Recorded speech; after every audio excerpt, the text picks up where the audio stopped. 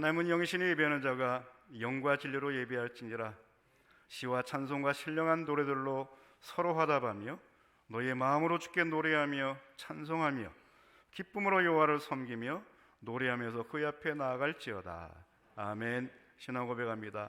전능하사 천지를 만드신 하나님 아버지를 내가 믿사오며 그 외아들 우리 주 예수 그리스도를 믿사오니 이는 성령으로 잉태하사 동정녀 마리아에게 나시고 본디오 빌라도에게 고난을 받으사 십자가에 못 박혀 죽으시고 장사한 지 사흘 만에 죽은 자 가운데서 다시 살아나시며 하늘에 오르사 전능하신 하나님 우편에 앉아 계시다가 저리로서 산자와 죽은 자를 심판하러 오시리라.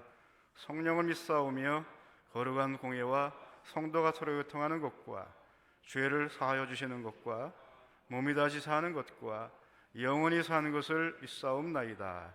아멘. 찬송합니다. 찬송가 31장입니다.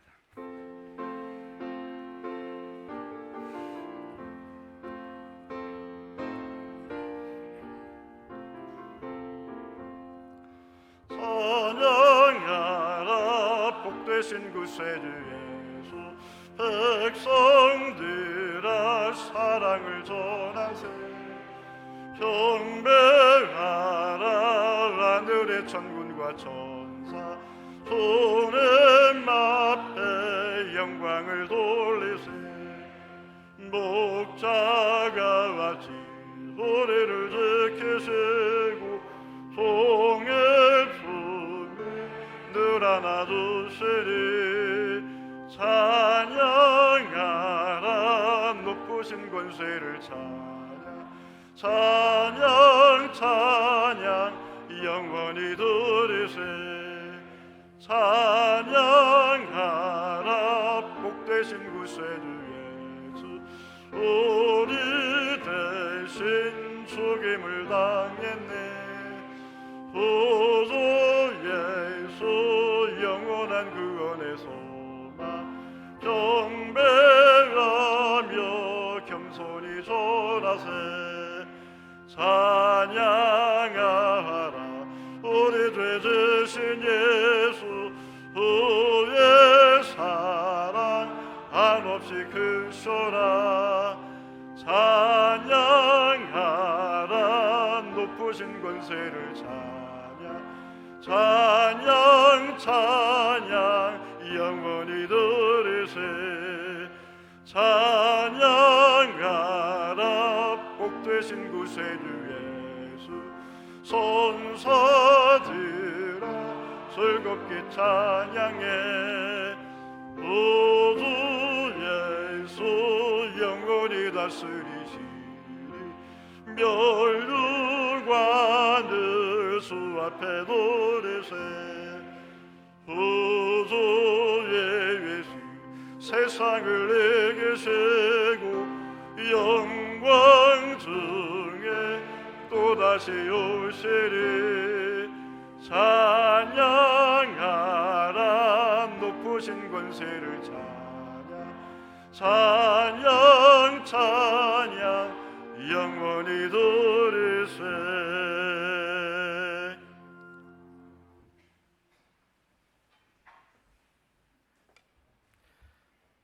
사랑의 하나님 아버지, 복된 주일에 주님 택하신 성도들 거룩한 예배의 자리로 불러주셔서 경배와 찬양을 올려드립니다. 주님의 이름으로 드리는 이 예배 위에 하나님 영광으로 임재하시오며 하늘의 신령한 기쁨으로 충만케 하옵소서. 드려지는 이 예배를 통하여 우리의 영혼이 회복되고 잘됨 같이 범사가 잘되고 강건케 되는 복을 허락하여 주시옵소서. 저희들 주님의 자녀로 불러주셨지만 주님의 자녀답게 살지 못하고 또 세상에 넘어지는 연약한 우리 삶의 모습을 돌아봅니다. 주님 불쌍히 여겨주시고 용서하여 주시옵소서. 우리 성도들 간절한 마음으로 드리는 기도에 응답하옵소서. 날마다 경건을 연습하게 하시며 오직 십자가 소망 가운데 살아가게 하옵소서. 주님, 뜨거운 태양 아래 여름의 향기가 더하는 계절, 무더위로 인해 지치지 아니하고 활기찬 8월이기를 간구합니다. 또한 잠깐의 휴식도 주어집니다. 바쁘게 살아온 일상에서 일탈하고 몸도 마음도 재충전과 힐링의 시간이 되게 하옵소서. 사랑의 하나님, 코로나의 재앙의 위기 상황 속에서도 여전히 역사를 주관하시는 하나님 아버지, 주님만이 우리들에게 살 길을 열어주시고 피할 길을 주실 것을 믿으며 기도하며 주님만 바라봅니다. 오직 하나님만 더욱 의지하며 경제적, 심리적 어려움들을 극복하고 강하고 담대한 믿음으로 살게 하옵소서. 하루속히 이 질병이 물러가기를 간구합니다. 건강으로 인하여 어려움을 당하고 있는 성도들에게 하나님 놀라우신 은혜로 잘 치료되고 회복되게 하옵소서. 또 상을 당한 가정, 주님의 크신 위로함을 주시옵소서. 하나님 아버지, 이 나라의 하나님의 공의와 정의가 강물같이 흐르게 하옵소서. 어지러운 세상 중에 세상 풍파에 흔들리지 아니하고 영적 분별력을 가진 성숙한 성도들 되게 하여 주옵소서. 우리 교회를 통하여 예수님의 복음과 사랑하심이 온 땅에 풍성히 전해지기를 간구합니다. 세워진 사랑방 전도회 주일학교를 주님 축복하여 주시옵소서. 우리 주일학교 아이들 말씀으로 바로 세워지고 복음으로 구원받게 하옵소서. 특별히 우리 교회 청년들 주님만이 우리 삶의 주인이심을 고백하며 기도하며 사모하는 길을 가게 하옵소서. 세상을 변화시킨 하나님의 사람들로 쓰임받게 하여 주옵소서. 복음을 들고 선교 현장에 서신 우리 선교사님들 축복하여 주시옵고 사역에 크신 능력을 더하여 주시옵소서. 필리핀 정하순 선교사님 가정에 하나님 주시는 치료하심과 회복하심의 큰 은혜가 있으시기를 간구합니다. 우리 담임 목사님 영육간의 강건함을 주시고 강한 손과 편팔로 붙잡아 주시옵소서. 이 시간 말씀을 나타내실 때에 성령의 권능을 더하여 주시옵소서. 생명의 말씀, 소망의 말씀, 우리 삶에 누리질 언약의 말씀이 되게 하여 주옵소서. 준비된 할렐루야 찬양대의 믿음의 고백을 주님 받으시고 온 성도들 한마음으로 고백하는 찬양이 되게 하여 주옵소서. 아름다운 꽃으로 강단을 장식한 손길과 예배를 위한 섬김의 자리마다 우리 주님 축복하여 주시옵소서. 우리 주 예수 그리스도 이름으로 기도드렸습니다. 아멘.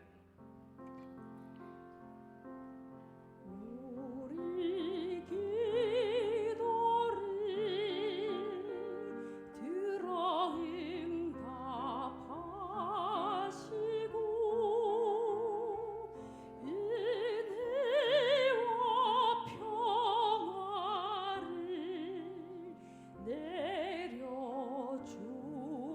내려주소서. 아멘,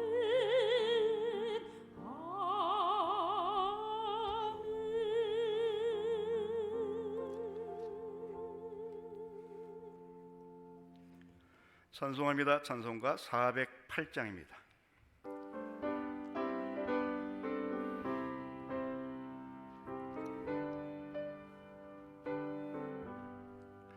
나 어느 곳에 있든지 널 마음이 편하다. 주 예수 주신 평안아 너 충만하도다. 나의 마음속이 늘 평안해. 나의 마음속이 늘 평안해. 악한 죄 파도가 많으나 마음이 늘 평안해. 내 맘에 솟는 영생수 한없이 흐르니 목마름 다시 없으며 너 평안하도다. 나의 마음속이 늘 평안해. 나의 마음속이 늘 평안해. 악한 죄 파도가 많으나 마음이 늘 평안해. 참되신 주의 사랑을 영원치 못하네. 그 사랑 내 맘 여시고 소망을 주셨네. 나의 마음속이 늘 평안해. 나의 마음속이 늘 평안해.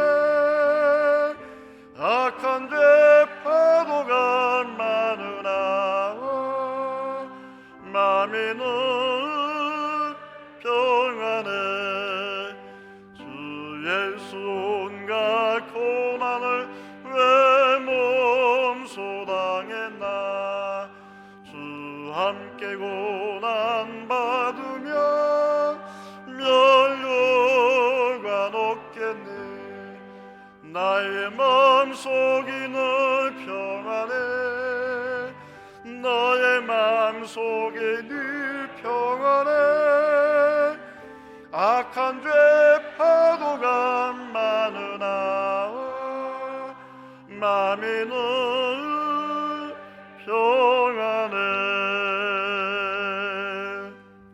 아멘. 감사한금 김창렬 소미라 입사님, 이영덕 강수 입사님, 주은재관 다은, 이미 입사님 아버지 기도응답하여 주셔서 감사드립니다. 우재마 입사님, 권명고사님, 우수연 가정, 모든 것 주님의 은혜임을 고백합니다. 은혜 속에서 더 깨어 기도하는 복된 가정 되게 하옵소서.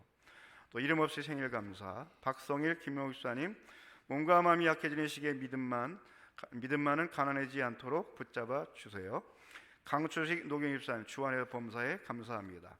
장용 입사님, 이석순 권사님, 범사에 감사. 장용환, 박영 입사님, 범사에 순종하게 하소서.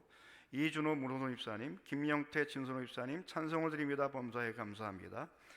이창희 입사님, 정순자 변사님, 차 구입 감사합니다. 안전하게 운행하게 하옵소서. 최용황 입사님, 범사에 감사, 찬양을 드리며 온전한 믿음으로 살게 하옵소서. 홍순관 장로님, 권정은 권사님, 주님의 은혜 감사합니다. 전병춘 황춘 입사님, 범사에 감사. 서상원 입사님, 김상철 입사님, 백순칠 권사님, 범사에 감사를 드립니다. 여러분이 감사합니다. 기도합니다. 하나님 아버지, 이제 순서가 되어 귀하님을 기도로 올려드립니다. 주일헌금으로 11조로 감사헌금으로 또 선경으로 소미 꽃꽂아 드립니다. 저들의 몸을 드립니다. 마음을 드립니다. 또 소원도 담아 드리오니 하나님 기쁘게 받으시고 저들의 소원대로 더 좋은 일이 생길 수 있도록 선한 길로 인도하시기를 간절히 원합니다. 감사의 사연들을 나누었습니다. 이 모양 저 모양 좋은 일이 있습니다. 더 좋은 일이 생길 수 있도록 늘 선한 길로 인도하시고 때로는 예기치 못했던 질병과 사고로 인하여 어려움을 당할 때에도 그로 인하여 낙심하거나 절망하지 않게 하시고 하나님 더 좋은 것 주실 줄 믿고 인내하고 승리하는 성숙한 주의 자녀들 되게 하시기를 원합니다. 이제 본격적인 더위가 시작이 됩니다. 우리 성도들 건강을 지키시고 보다 저들의 마음이 천국 될 수 있도록 늘 주님과 동행하게 하여 주옵소서. 오늘도 말씀을 통하 우리의 심령이 새로워지게 하시고 하늘 영광 바라보게 하시고 더욱더 견고한 믿음의 용사들 될 수 있도록 무장시켜 주옵소서. 예수님의 이름으로 기도하옵나이다. 아멘.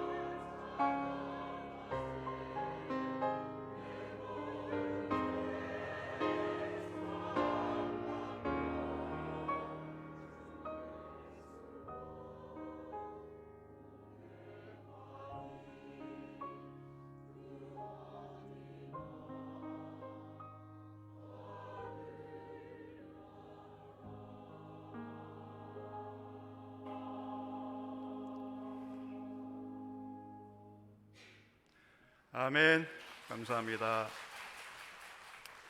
오늘의 말씀 요한복음 3장 17절부터 21절입니다.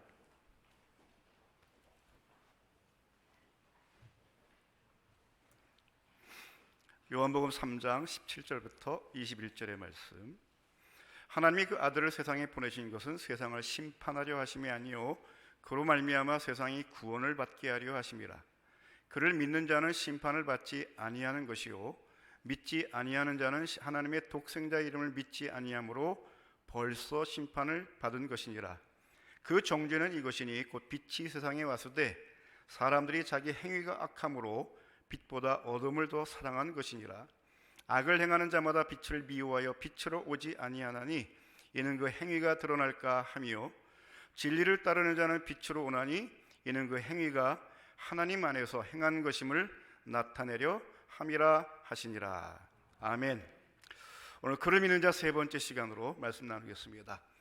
프로야구는 지난 26일부터 그리고 프로축구는 어제부터 관중 입장이 허락이 되었습니다. 관중석에 10%만 앉을 수 있기에 아직도 아쉽기는 하지만 그래도 관중 없이 경기했던 선수들은 아마 큰 힘이 될 것입니다.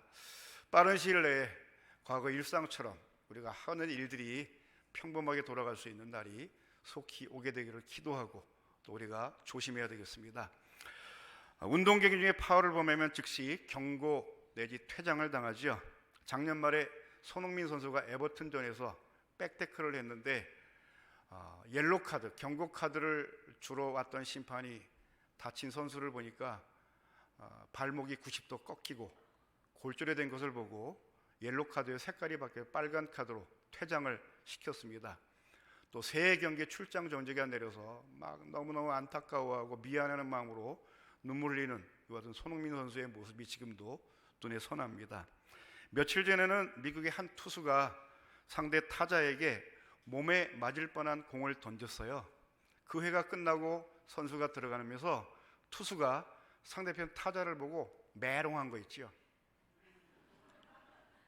이건 정말 운동이 있어서는 안 되는 거거든요. 그래가지고 상대편 선수들이 다 경기장을 몰려가지고 양쪽 선수들이 대치하는 이런 일이 벌어졌습니다. 경기가 끝나고 난 뒤에 심판위원회가 모여서 그 투수에게는 8경기 출장 정지, 감독 1회 출장 정지, 상대편 감독도 선수들을 관리하지 못한 책임으로 벌금형, 이렇게 판정이 내렸다는 보도를 보았어요. 경기에서 잘못하면 그 즉시 심판을 받습니다. 그러나 그 행위가 아주 고의적이고 악한 경우에는 한 번 더 심판을 받습니다. 추가적인 징계가 따릅니다. 그와 관련된 말씀들이 오늘 본문에 소개되기에 제가 심판에 관한 말씀을 먼저 서두에 말씀을 드린 것입니다. 본문 17절 18절 말씀 보니까 하나님이 그 아들을 세상에 보내신 것은 세상을 심판하려 하심이 아니요 그로 말미암아 세상이 구원을 받게 하려 하심이라. 그를 믿는 자는, 오늘 제목이지요, 그를 믿는 자는 심판을 받지 아니하는 것이요 믿지 아니하는 자는 하나님의 독생자 이름을 믿지 아니하므로 벌써 심판을 받은 것이니라. 심판이라는 용어가 처음으로 지금 등장을 합니다.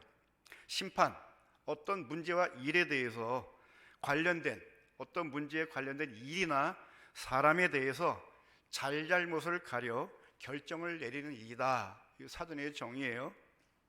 예수님이 세상에 오신 것은 심판하러 온 것이 아니고 죽어간 사람 살리기 위해서 오신 것인데, 그 예수님을 믿기만 하면 사는데, 받아들이기만 하면 사는데 안 받아들이는 사람이 있다는 것이지요.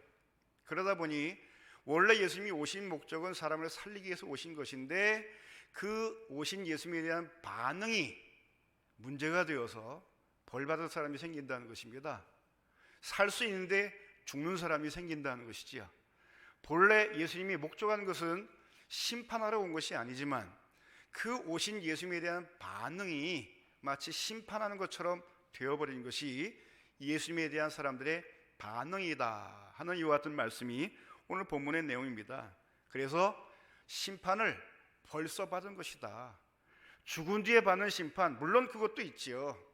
그러나 게임 자체에서 이미 행한 행동 때문에 받는 심판, 예수님의 그 반응이 이미 그를 심판했다 하는 말씀이 오늘 전체 내용이 됩니다. 19절 이하에서 정죄는 이것이니 판결을 내리면 왜 그런 판결을 내렸는지 이유를 설명하는 재판 판결문의 이유, 주문, 몇 년형에 처한다, 이유, 왜, 1, 2, 3 이렇게 설명한 것처럼 오늘 예수님께서는 몇 가지 그 행위에 문제가 되는 것을 행위라는 용어를 3번 사용해서 왜 심판을 받게 되고 그 심판으로 인하여 벌을 받는가에 대한 설명을 하는 것이 오늘 본문 전체 내용이에요. 행위라고 하는 이와 같은 단어는 사전을 보면 3가지로 설명을 합니다. 첫 번째는 사람이 의지를 가지고 하는 짓, 단순한 행동이 아니라 의지를 갖고 뭔가 의도를 갖고 하는 행동, 그것을 행위라고 정의하고요. 두 번째는 법률적인 문제에서 효과 발생의 원인이 되는 의사활동, 그것 때문에 이런 결과가 나왔다는 것이죠. 그냥 우연히 생긴 이와 같은 행동이 아니라 저 사람이 나를 때렸기 때문에 나도 때리겠다, 이런 원인이 된 이와 같은 동작들, 이게 의도가 있다는 것이지요. 세 번째는 환경에서 유발되는 자극에 대한 반응, 자극에 대하여 반응하는 유기초의 행동이다. 뭔가 자극을 하면 반응하게 되어 있죠. 성질이 좋은 사람은 찔러도 가만히 참아요. 왜 찔러 그러고 피하는데, 성질이 까칠한 사람은 찌르면 왜 찔러 그리고 소리를 내고 심지어는 막 물리적인 폭력도 행사하는 거죠. 이런 동작, 반응, 이런 것들이 행위다. 단순한 행동이라고 말하지 않고 위자를 사용해서 뭔가 거기에 있는 의도, 그렇게 안 할 수도 있는데 굳이 그렇게 한 것, 이것이 문제가 된다. 한 행동 자체도 문제이지만 그 행동을 하는 그 사람의 마음, 그의 동기, 이것이 더 문제가 되기에 심판을 하는 것이다 라는 이와 같은 설명을 하는 것처럼 오늘 본문 말씀에도 예수님을 믿는 행위에 대하여, 또 반대로 믿지 않는 행위에 대하여 어떤 문제가 있는가를 지적을 합니다. 첫 번째, 빛보다 어둠을 더 사랑한 것이다. 빛보다 어둠을 더 사랑했다. 19절 말씀이지요. 빛이 세상에 왔을 때 사람들이 자기 행위가 악함으로 빛보다 어둠을 더 사랑한 것이니라. 뭘 더 사랑하는 것? 자유입니다. 내가 더 좋다는데 누가 그것을 방해하고 누가 그것을 비난합니까? 내가 좋아서 하는 것인데. 그런데 문제가 되는 것은 그 행위가 악한 행위가 된다는 것이지요. 그런 결정으로 인하여 나타나는 결과가 악하다는 것입니다. 왜요? 생명에 관련된 일이기 때문에. 내가 개를 좋아하느냐 고양이를 좋아하느냐, 이것은 별 문제가 없어요. 그러나 내가 게임을 더 좋아하는 것 때문에 찾아오는 환자를 돌보지 않아가지고 환자가 죽는다면 그 의사는 게임을 좋아한 단순한 사랑행위가 아니라 그 게임을 좋아하는 행위는 환자를 돌봐야 될 시간에 환자를 살펴보며 살릴 수 있는 사람인데 안 한 것이 악한 행위가 되는 것이지요. 범죄가 되는 것이다. 바로 이런 의미의 말씀입니다. 빛보다 어둠을 더 사랑했다. 예수님이 말씀하시는 빛은 단순한 물리적인 이유와 같은 빛이 아니라 예수님을 비유하는 말씀이지요. 예수님보다 어둠을 더 사랑했다.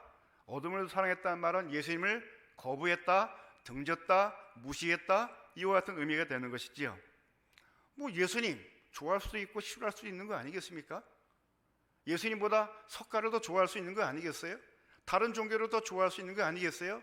일반적인 사람들은 이렇게 설명할 수 있는데 주님은 그것이 악하다고 말씀하십니다. 왜요? 생명이 걸려있기 때문에 그런 것이지요.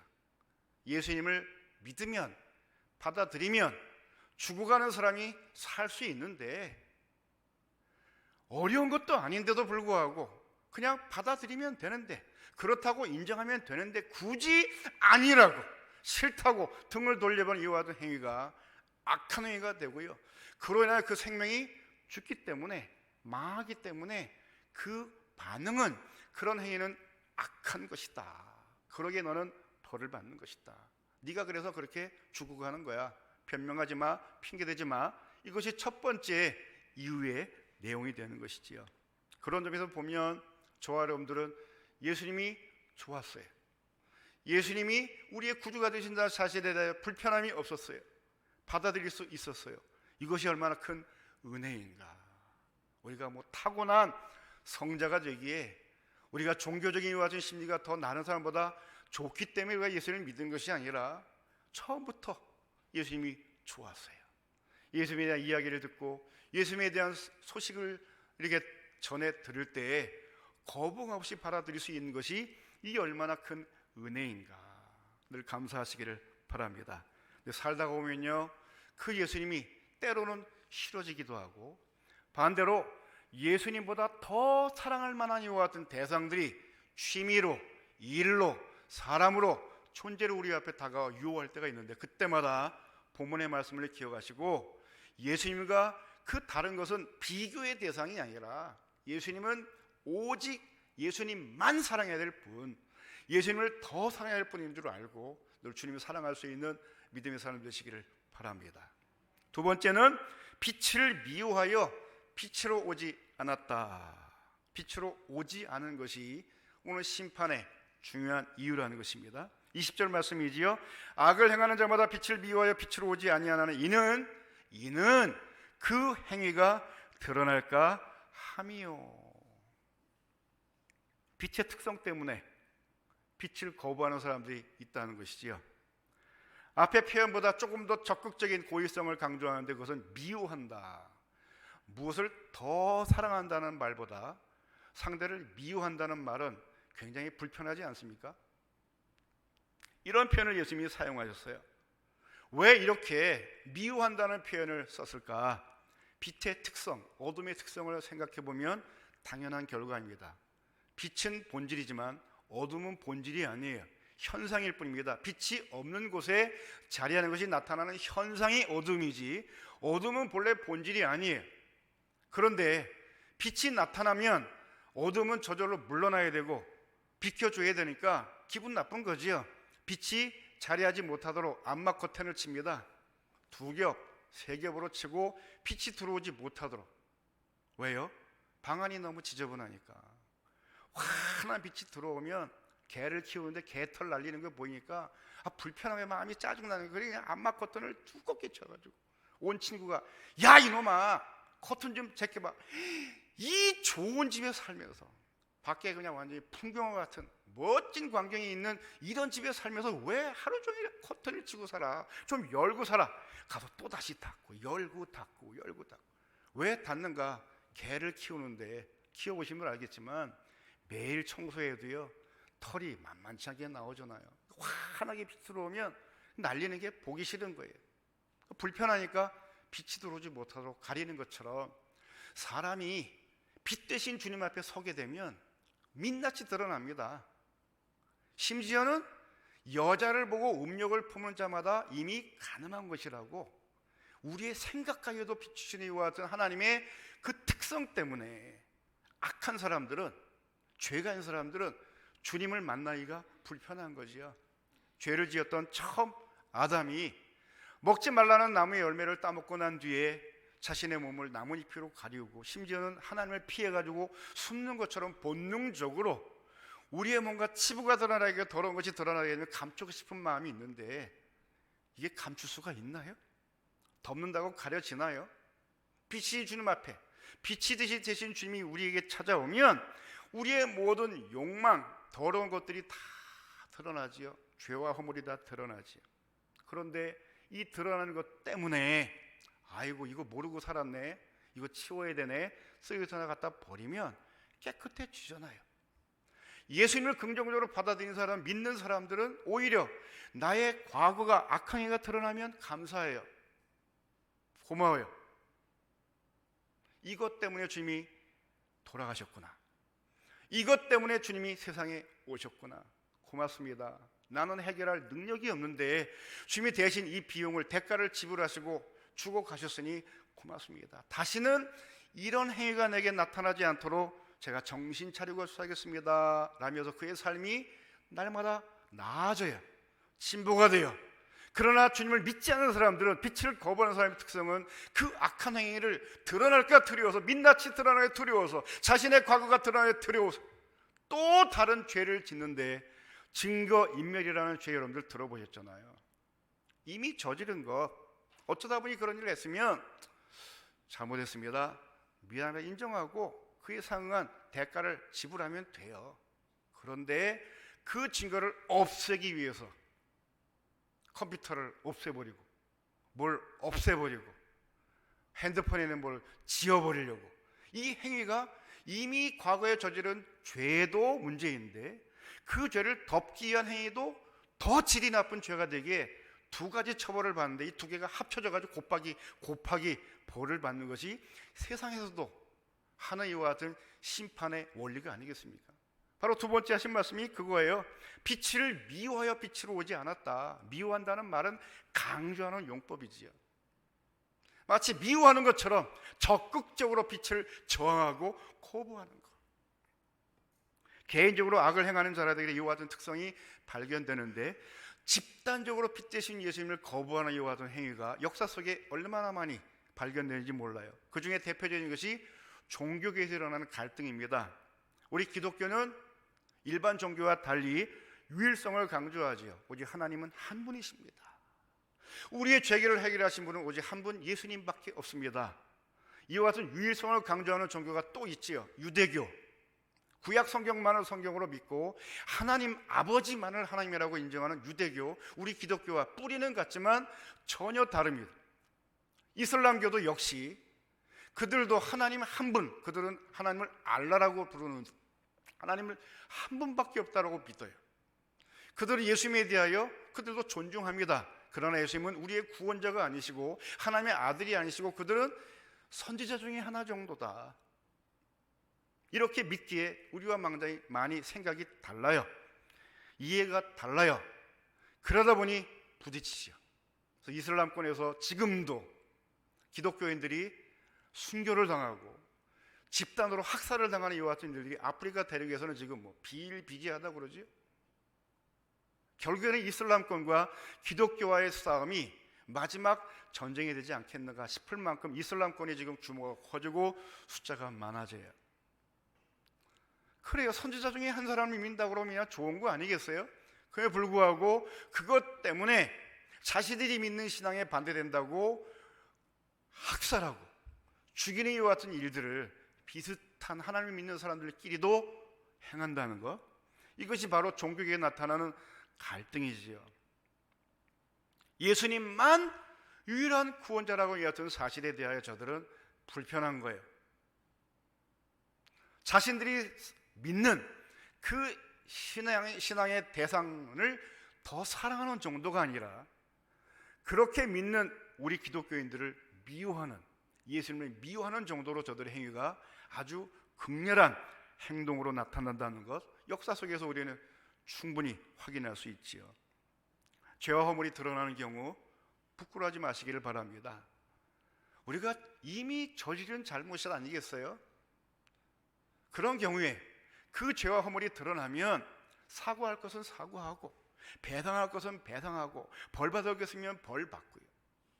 그런데 감사한 것은 예수님이 우리가 받아야 할 벌을 대신 받아주셨다고 하니 이 얼마나 감사한 일이에요. 우리가 그렇게 해달라는 적도 없었는데 이미 그런 짓을 할 줄 알고 미리 선불로 지불을 해 놓으신 거예요.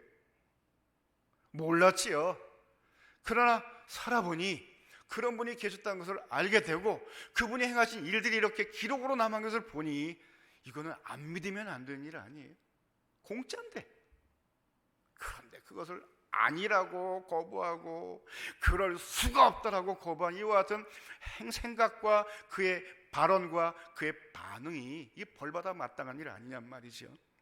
예수를 믿고 안 믿고 내 종교의 일반적인 자유의 범주에 해당되는 일이 아니라 이것은 내가 사느냐 죽느냐 라는 점에서 대단히 중요하다는 것을 오늘 강조하는 말씀이 두 번째, 빛을 미워하여 빛으로 오지 아니하는 사람들의 악한 행위에 대한 주님의 지적이 있지요.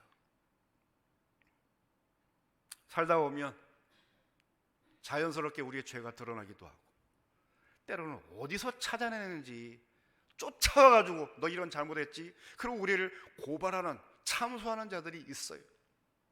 특별히 지도자가 되게 되면 사람들에게 눈총을 받게 되고 그 사람의 이와 같은 비리에 대하여 경쟁자들이, 적들이 들춰댑니다. 폭로합니다. 얼마나 오늘 이 시대에는 이런 부분에서 발달이 되어 있습니까? 좋은 매체들도 많아가지고요, 영상으로, 녹음으로, 그리고 기록물들로 우리의 과거에 행했던 언행들에 대하여 샅샅이 찾아냅니다. 폭로합니다. 그러면 인정하면 돼요. 참 제가 생각이 모자라서, 제가 참 욕심이 많아서 이런 잘못했습니다. 죄송합니다. 인정하면 되는데 아니라고 거짓말하고요. 이 정도 가지고 뭐 그렇게 난리치냐?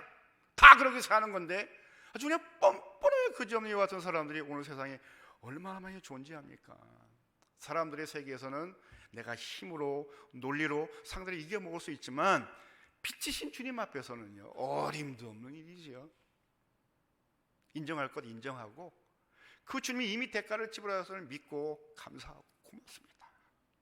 저를 대신하여 죽어주시니 감사합니다. 늘 주님의 십자가를 바라보며 이와 같은 감격이 있고 우리를 대하여 죽으신 예수님에 대한 믿음이 여러분 있게 되기를 바랍니다. 하나님이 어떤 분이라고요? 독생자라고요. 예수님은 하나님의 독생자라고 하는 것 지난 시간에 강조했죠. 늘 본문을 기억하면서 여러분이 위로를 받으시고 또 때로는요, 누가 찾아와가지고 일일이 이렇게 문서로 또는 영상으로 우리의 죄를 고발하지 않으면 나 스스로 죄책감이 사로잡힐 때가 있잖아요. 내가 이 정도, 참, 내가 이 정도밖에 안 되나? 목사로서도, 가장으로서, 남편으로서, 또 한 인생으로 살다가 보면 나 스스로 누가 뭐라고 안 그러는데 불구하고 나 스스로 나 자신에 대하여 참 초라하게 느껴지고 정말 부끄럽게 짜임에 같은 죄책감이 확 밀어올 때가 있잖아요. 그때 요한복음 3장 말씀 여러분들이 한 절 한 절 읽으시면서 그 심판 앞에서 이미 다 지불됐다, 이미 받을 벌 다 받았다, 예수님이 나를 대신하여 벌을 다 받으셨다, 내가 벌 받아 마땅하지, 욕먹어 마땅하지, 돌 맞아 마땅하지, 그래 이미 다 주님이 받으셨기에 더 이상은 문제 삼지 말아라. 여러분 자신에 대하여도 그렇게 말씀하시고 용기를 가지시기를 바랍니다. 마지막 세 번째입니다. 진리를 따르는 자는 빛으로 오나니. 두 행위에 대하여는 심판이 얼마나 심각한 이와 같은 문제로 다가오는가에 대한 말씀을 하죠. 마지막 세 번째는 그 반대 사람이 있다는 것이지요. 21절에 진리를 따르는 자는 빛으로 오나니 그 행위가 하나님 안에서 행한 것임을 나타내려 함이라 하시니라. 심판이 오히려 그의 선행이 드러나게 되고 그가 얼마나 아름다운 삶을 살았는가를 드러낼 수 있는 이와 같은 수단이 되고 방법이 되는 사람도 있다라고 세 번째 행위에 대해서는 긍정적인 의미의 행위자가 있다는 것을 밝혀주고 있습니다. 따른다, 진리를 따른다, 이 말은 수영하는 사람이 물에다가 몸을 맡기는 것입니다. 힘 쫙 빼고요, 물에다가 몸을 맡기면요 몸이 뜨게 돼 있어요. 깔아앉는 게 이상해요. 뜨게 돼 있어요. 믿고 그냥 내 몸을 맡기고 힘 쫙 빼면 몸은 뜨게 돼 있어요. 그런데 그 물을 이겨 먹으려고 힘을 빡 주면 몸이 가라앉는 거죠. 몸에 힘이 들어가가지고. 세상살이도 그렇습니다. 그냥 흐르는 이와 같은 물결에 그냥 내 몸을 맡기면 돼요. 순리대로 살면 힘 안 들어요. 그런데 그걸 거슬러 올라가려다 보니까 더 맑은 물을 찾아 거슬러다니는 것 같은 살아있는 생명체처럼 더 잘 살아보겠다고 몸에 힘을 주니까 힘이 들지요. 강수를 할 때 힘 빼세요. 막 엉덩이를 때리고 막 다리를 때리고. 힘을 줘야 발차기를 되잖아요. 발차기 힘차게 치라면서요. 그래도 힘 빼세요. 그 힘 뺀다는 게 이런 거로구나 깨달을 때까지가 시간이 많이 걸리고요. 그 시간까지는 계속 헤엄치면 물 위로 올라갈 때 자꾸 저는 물 속으로 들어가는 거였지요. 한참 바닥을 긁고 있는 거였지요. 숨이 차지요. 힘들지요. 절반도 못 가가지고 일어나. 인생살이도 그렇게 사는 분들이 계세요. 진리를 따라 살면 쉽습니다. 편안합니다. 피곤하지 않습니다. 왜요? 이 세상을 만드신 분의 법칙이, 순리가 그런 거예요. 그대로 따라가면 되는 거예요. 그런데 그것을 자기 힘으로 뭔가 좀 고쳐보겠다고 이겨보겠다고 쓸데없는 힘을 쓰니까 힘은 힘대로 들고 빨리 지쳐버리고요. 그 과정이 지옥 같아요. 못해 먹겠네, 난 수영 체질이 아닌가 봐, 이래가지고서는 비싼 돈 내고 포기하는 분들이 한둘이 아니에요. 맡기면 되는데, 흘러가는 물에다 맡기면 힘 하나 안 들이고 그냥 물결을 타면 되는 것인데, 그게 바로 세상을 통치하는 이와 같은 원리인데, 오늘 말씀에는 진리라고 그랬지요. 진리를 누가 만듭니까? 사람이 만든 게 아니고요, 이 세상을 만드신 분이 정해놓은 규칙이에요. 아침이 되면 해가 뜨고요, 저녁이 되면 해가 지는 것, 이거 누가 정해놓은 것이 아니고 이 세상을 만드신 분이 그렇게 만들었어요. 해가 뜨면, 낮이 되면 일어나 일하고, 해가 지면 눈 감고 잠을 자면 우리 몸속에서 다양한 생명의 이와 같은 현상들이 나타나가지고 모든 독소들은 다 해독이 되고, 그리고 새로운 생명의 이와 같은 기운이 생겨가지고 아침에 일어나가지고 건강하게 살아갈 수 있는 이와 같은 구조로 만들었는데, 거꾸로 사는 사람이 있잖아요. 낮에는 자빠져 자고 밤에는 또 일어나가지고 너구리처럼 나와가지고 야행성처럼 뭐 먹잇감이 없나 돌아다니면서. 우리 교회 주변에 그런 사람이 참 많아요. 그렇게 먹고 사는 분들, 해질녘이 되면 다 출근하셔가지고 새벽기도 올 때쯤 되면 퇴근하시는 분들, 몸에도 어마어마한 무리가 온다는 거잖아요. 밤에 잠자야 될 시간에, 특히 밤 1시부터 3시 사이에 우리 몸에 생명작용을 하나님이 일으키도록 그런 원리를 만들어 놓았기에, 그때 깊이 잠을 자면 우리 안에 모든 피로물질들이 다 사라지고 생명물질들이 왕성하게 나타나는데, 이때 잠을 놓치면 온몸의 독이 내 생명세포를 망가뜨리고 내 생체계를 막 뒤 흔들어 놔가지고 나타나는 고약한 질병들이 오늘 얼마나 많이 발병이 되나요? 순리로 살면 쉬워요, 편안해요, 행복해. 그런데 그렇게 안 사는 사람들, 예수님 살리기 위해서 오셨으면 웰컴, 환영합니다, 받아들이면 간단해요. 그런데 굳이 반대하고 안 믿겠다고 미워하는 것 같은 마음을 가지는 이 순간이 지옥이 되는 것이요. 최근에 일본의 화제가 되는 인물이 우리나라의 가수이면서 프로듀서인 JYP의 대표 박진영 씨가 있습니다. 소니와 합작해가지고 옛날에 우리나라 K-팝 이런 프로그램처럼 일본에서도 오디션 프로그램을 해가지고 대성공을 거뒀다고 그래요. 니쥬라는 9명의 걸그룹이 탄생돼가지고 지난주에 Make You Happy라는 노래를 발표했는데, 이게 지금 세계적인 차트 제1위에 지금 계속 올라갔다고 그래요.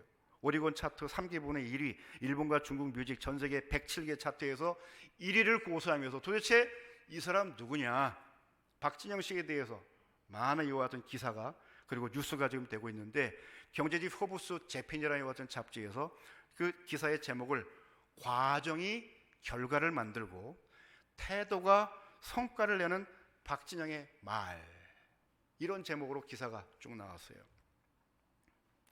가르치는 가수들에게, 후배들에게 카메라 앞에서 할 수 없는 말이나 행동은 카메라가 없는 곳에서도 절대로 하지 말아라. 훌륭한 인성을 갖추고 세상에 선한 영향을 끼치기를 바란다. 진실, 성실, 겸허, 이 세 가지를 꼭 지켜야 된다. 딴 따라 한다고 반칙하고 이상한 짓 하지 말고 진실, 성실, 겸허, 이 세 가지 꼭 지켜야 된다. 재능 있는 사람이 아니라 매일 자기 자신과 싸워 이길 수 있는 사람이 결국 꿈을 이루는 것이다. 그리고 자기 자신의 예를 들면서 60세에 지금처럼 환갑잔치에 춤을 추기 위해서 나는 매일 바이올리니스트가 바이올린을 관리하지 내 몸을 관리한다. 아침 7시에 기상, 30분 동안 운동 뭐 해가지고 매일 이 일을 27년 동안 한 번도 어김없이 살아왔어. 나는 내가 안 하는 일을 너희들에게 시키지 않는다. 이런 말들이 후배들의 마음에 콕콕 찌르게 되고, 그를 통해서 배출된 이와 같은 인기 연예인들이 한둘이 아니었던 거지요. 이 사람에 대한 관심이 지금 뉴스거리가 되면 일본에 힘들고 어려운 이와 같은 환경 가운데도 많은 젊은이들이 지금 열광을 하고 있다고 그래요. 세상에 성공한 사람들을 보면 공통점이 있어요. 그 특징은요, 교회 안이나 바깥이나 공통적으로 존재하는 이와 같은 특성도 있습니다. 과정이 결과를 만드는 것이다. 믿는 순간에 이미 심판이 이루어지는 거예요. 시작을 보면, 싹수를 보면 그 미래가 보인다는 거죠. 처음 예수님을 만나서 반응하는 태도를 보면 그 사람의 미래가 보인다는 거죠. 제 아무리 생긴 게 멀쩡하고 배운 게 많고 가진 게 많아도 예수님을 구주로 받아들이는가 아닌가에 따라서 이미 그의 인생은 이미 결정이 난다는 거죠. 그동안 믿는 자라는 제목으로 3시간에 걸쳐 말씀드렸습니다. 첫 번째 시간에는 십자가 달리신 예수님 강조했죠. 이미 예수님이 십자가 달리면 2000년에 끝난 과거사예요.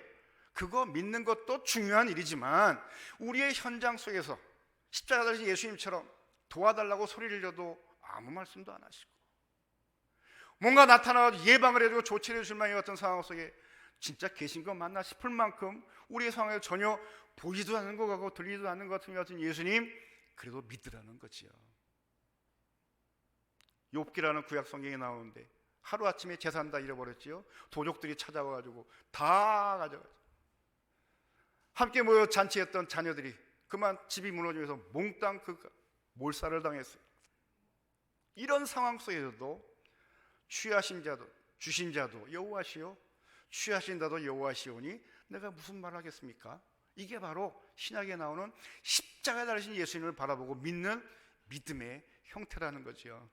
두 번째 믿음은 뭐였나요? 하나님의 독생자이심을 믿어라.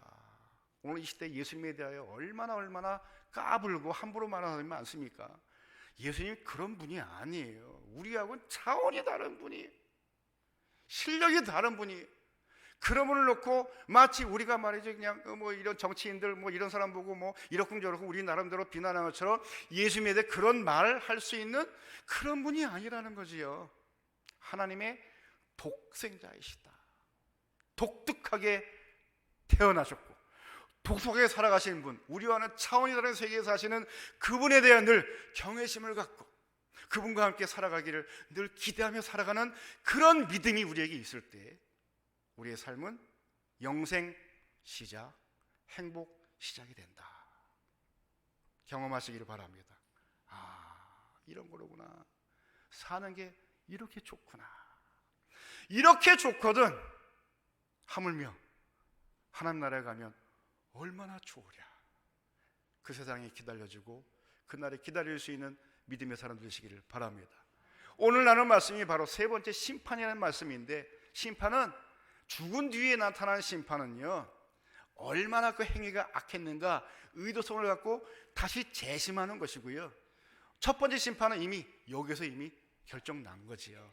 우리는 공정한 게임을 해가지고 경기를 잘해가지고 예수님과 함께 지금 게임을 하고 있어요. 그런데 지금 예수님에 대한 이야기를 듣고 예수님에 대한 정보를 들음에도 불구하고 거부하고 예수님과 동행하지 않는 사람은 이미 게임 망친 사람들이에요.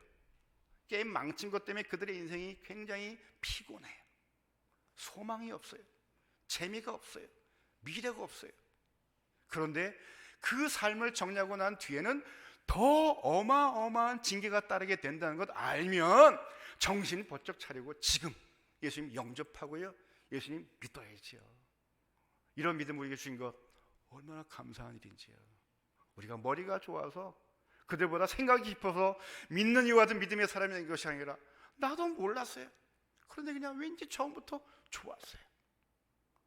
그래서 오늘 여기까지 달려왔는데 마지막까지 믿음의 경주를 잘 하시고 많은 상을 받으신 저와 여러분들 다 되시기를 축원합니다. 기도하겠습니다. 오늘 만성야 주여, 우리